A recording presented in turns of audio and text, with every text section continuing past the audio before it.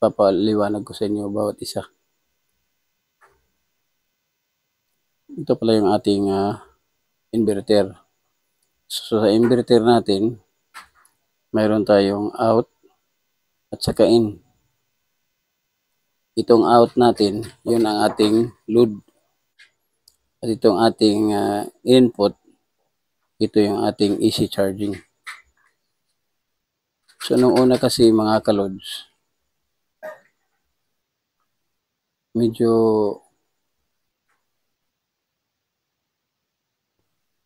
nagdalawang isip ako mga kalods na gamitin ko yung AC charging pag sa gabi. Dahil hindi natin makontrol yung kanyang charging. So masisira yung ating battery. Masisira yung ating battery dahil sa overcharging. So naka-experiment ako mga ka-loads kung anong dapat ikabit na para hindi masira yung ating inverter at saka yung ating battery para sa overcharging. So nakakita ako ng microcomputer timer switch na 24 hours sa online. So nag-order ako sa halagang 700 pesos.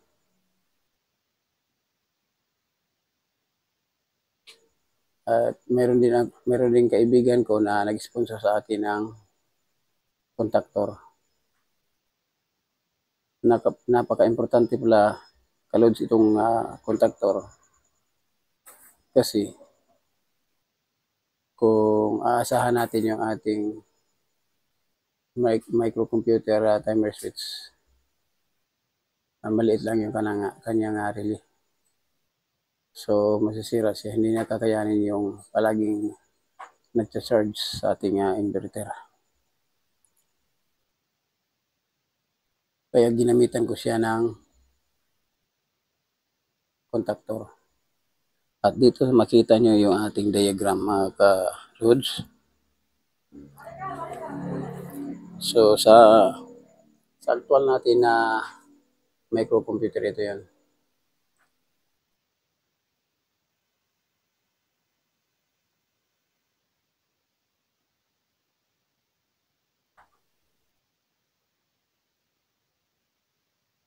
Itong nakalagay na ensign ng insect yan. At saka itong T. Yung T pala, yun ang ground or neutral. Yung insect na tatak na sign, yun ang live. At ganoon din dito. So ito pala yung input. Ito yung out ng ating microcomputer timer switch. So ito yun. Yan ang input. Yan ang input at saka yun ang out. So yung input pala natin galing sa DIO. Yung out niya, ito yung out. Dadaan yan sa ating trigger. Yung ating contactor sa E1 at saka E2. Kapag naka-on yung ating output ng ating microcomputer timer switch, so magkakaroon ng kuryente yung ating trigger at yung kanyang switch dito, yan, lulubog yan. Pag naka-on yan, lulubog yan. So kapag naka-on ito, lulubog ito, pero wala pa tayong contact dito sa input at dito sa output. Yung output pala ng ating contactor, yun ang patungo sa ating input ng AC charging. Yan. Yan siya. sa ating easy charging. Ito pala ang output natin. Meron itong in, yung T, in yan, neutral. Yung sign ng hapon or insect ba yan, yun ang live. So yung live natin, dito yan dadaan, ilalim, at dito yan lalabas. So ito yun, itong wire na to. Ito. At ito naman yung neutral, galing dito sa output, neutral. So kapag masupplyan itong ating contactor, so magti-trigger siya. Magti-trigger niya pero wala pang contact dito sa itaas at saka dito sa baba, dito sa input. So ang ginawa natin, dahil ito yung ating live, so nag-jumper tayo ng wire patungo dito sa itaas, yan, para magkaroon ng kuryente itong sa baba dito, magkaroon ng kuryente. At yung kanyang neutral, dahil ito naman yung neutral, nag-jumper din tayo ng wire para sa neutral at ikilabit natin dito. So mayroon na siyang neutral at saka live. Ito, live. So kapag naka-trigger itong ating contactor, so mayroon na tayong contact dito na dito sa live. May contact na tayo dyan sa baba, sa output, mayroon na siyang live. At may contact na rin dito sa neutral. So patungo yan sa ating easy charging sa input. Yan. Pero bago tayo magkaroon ng kuryente dyan para mag-charging, so kailangan mo natin i-set up yung ating microcomputer timer switch. Bali 16 set up yung ating gagawin. At ito pala siya, mga kalods, yung sign na E. Yan.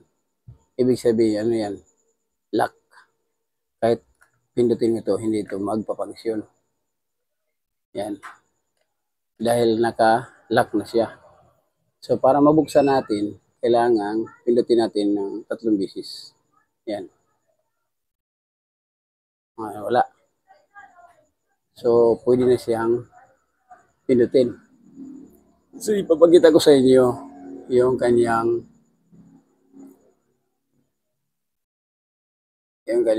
mga function.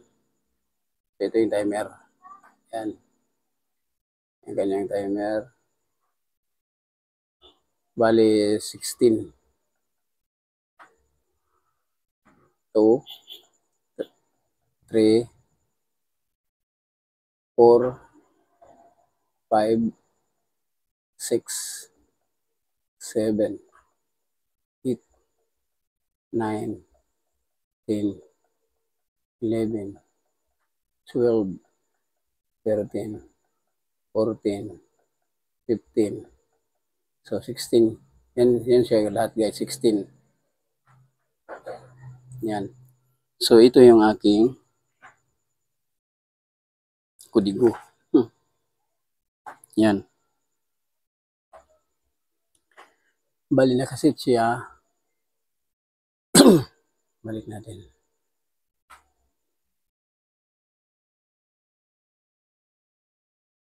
So ngayon mag-aalas 9 na. Bali ito yung set ko. From 7 naka-on siya.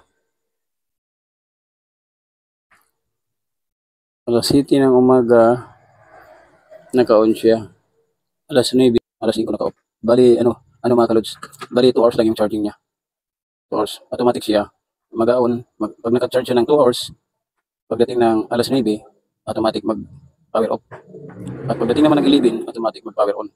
So yan ang trabaho ng ating microcomputer timer switch. Bali, naisip ko siya sa 24 hours. So wala na akong alalahanin sa aking inverter na kahit gamitin ko ng 24/7, lalo na sa gabi. Kasi automatic siyang mag-charge ng 2 hours at automatic din siyang mag-off. Bali, kada 2 hours, mag-charge, mag-off, mag-charge, mag-off. Para hindi masisira yung ating battery at saka yung ating inverter. Bali, automatic na siya. So yun ang ikinaganda ng ating microcomputer timer switch. Mura lang ito, mga kaludes. Bali, 700 lang siya sa online. Yan. Antayin natin umabot siya ng 10.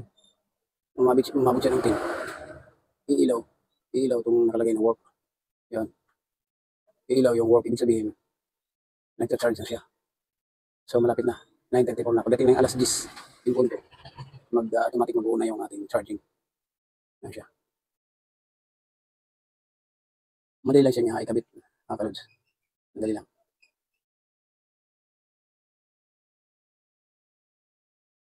Kaya ginamitan ko siya ng contactor para hindi masira yung ating microcomputer timer switch. Kasi maliit lang kasi yung ano niya, yung kanyang relay. Compare dito sa contactor. I-video itong contactor kasi ginagamitan ito ay ginagamit sa mga industrial. Ito pang industrial kasi ito mga kaludes. So ito heavy duty. Matibay siya. Ipapakita ko sa inyo mga kaludes yung kanyang pag-charging. Pagdating ng alas 10. Yan. Bali sa ngayon yung ating battery, naka 26.2 tayo. Ito ay 24/7.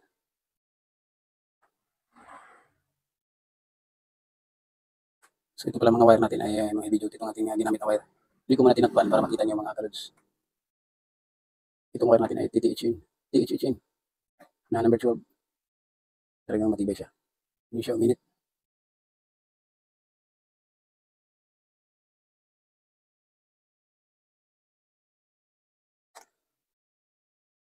Kaya ito kinabit mga kaludes para protektahan yung ating battery.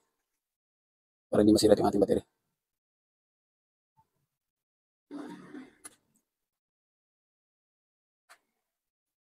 Antayin natin mga kaludes na alas 10 para makita nyo yung kanyang function. Bali, ang trabaho ng ating microcomputer timer switch ay mag-on, mag-off, mag-on, mag-off. Kinokontrol niya yung charging, AC charging, para hindi masira yung ating inverter at yung ating battery. At hindi malaki yung konsumo ng ating kuryente sa diyo. Bali, ito ating microcomputer timer switch. Nilagyan natin ng breaker. Yan. Mayroon siyang breaker. Ito ay breaker sa diyo. Yan kumukuha yung ating microcomputer timer switch para magkaroon siya ng kuryente. Bali sa ngayon, nakaupa siya, hindi pa siya nag-charging. Kasi yung kanyang charging kanina, bali, nagcha-charge siya ng alas 8. Diyan siya nag-charge ng alas 8. Dahil 2 hours yung aking gap sa pag-charge. So pagdating naman ng alas 10, mag-on siya. Pagdating ng alas 12 ng ating gabi, mag-on siya. At pagdating ng alas 2 madaling araw, gagana naman siya. At kinamagahan, 5 under naman siya. So yun yung kanyang sheet. 24 hours timer switch. Ito pala kanyang model, KG316. Available ito mga kalod sa online. Yan.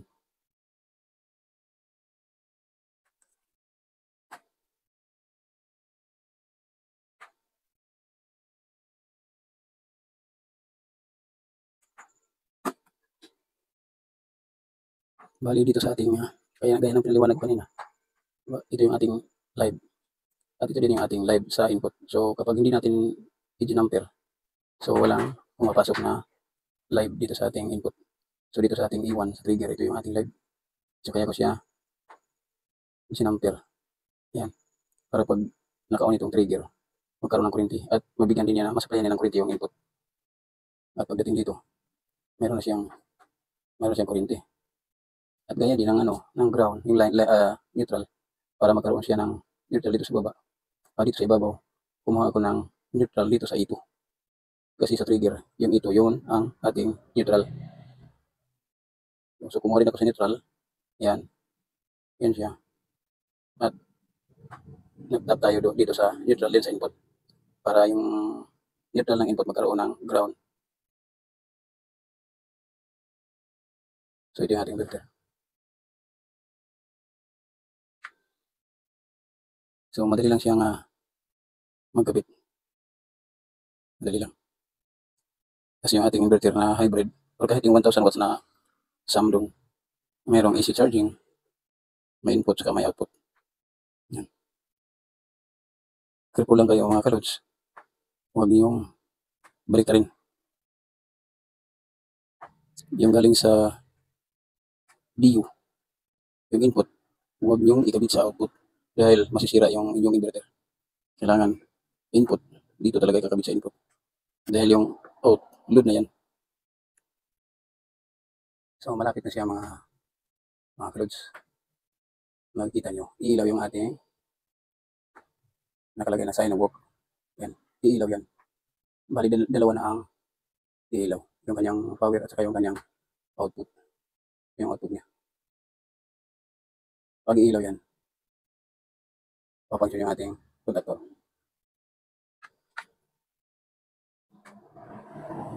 Pwede naman natin ito i-manual. Pwede natin i-manual. Kaya ayoko ng manual, gusto ko yung automatic na, kasi siya sa automatic auto. Pwede mo siyang i-manual. Ilagay mo sa on. Pero ang disadvantage, palagi siya may charge. Hindi siya mamamatay. Bali, naka-direct. So itong ginawa ko sa ngayon, naka-auto. Dahil nasit natin yung kanyang clock. Nasit natin yung kanyang oras.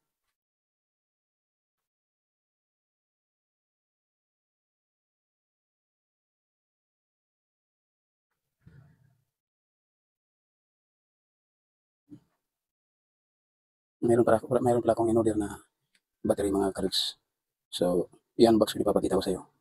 Nag-order tayo ng battery na Solar Homes.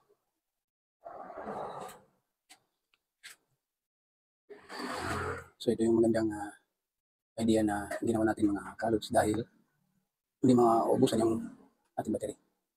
Sip yung ating battery. Laging may laman yung ating battery.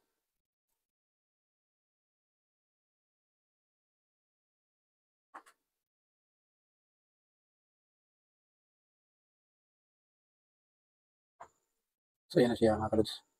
9:59 na. Ay, malapit na siya mga kalods. Tingnan niyo mga kalods yung kanyang function. Yan na lods. Charging na siya mga kalods. Yan. Kita niyo mga kalods. Ayan. Alas 10, simple to. Tingnan niyo yung kanyang contactor. Nakalubog na. So, yan ang itinaganda ng micro computer timer switch. So, wala pang gumagamit ng ganito mga kalods. Ako pa lang. So, kung gusto niyo gayahin mga kalods, tingnan nila ang aking video. Balikan niyo yung aking video. So, ito yung aking diagram. Yan. Ito yung ating microcomputer timer switch. Yan. May lang siyang input, output. At yung kanyang input, so, galing sa ating DU. At yung kanyang output, patungo sa ating trigger. Ito sa ating contactor. Patungo sa E1 at saka E2. Yung ating E1, yun ang kanyang live.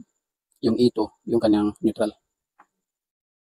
So, para mag-function yung ating contactor, dahil nag-function na yung ating trigger sa ating contactor, pero wala pang lumalabas na kuryente dito at sa kanyang ground.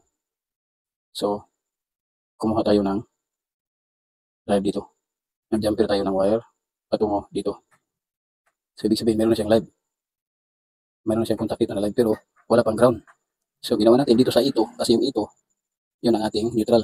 So, kumuha rin tayo ng neutral. Nag-jumper rin tayo. Ayan yung jumper natin. Ibinigay natin kay neutral sa input para magkaroon siya ng contact na ground doon sa ating output. So, bali sa ngayon, mayroon ng contact ang neutral. Kapag naka-on ito, mayroon ng contact ang kanyang live. So, galing sa kanyang output, ipapasok natin yung live sa ating input, sa ating inverter, yung tinatawag na AC charging. At ganoon din yung kanyang neutral. Hindi pwede itong pagbalik rin. May polarity siya. Kailangan neutral to neutral, live to live. At yung kanyang output, itong output ng ating inverter, ito na yung ating load patungo sa ating mga appliances. Yan siya.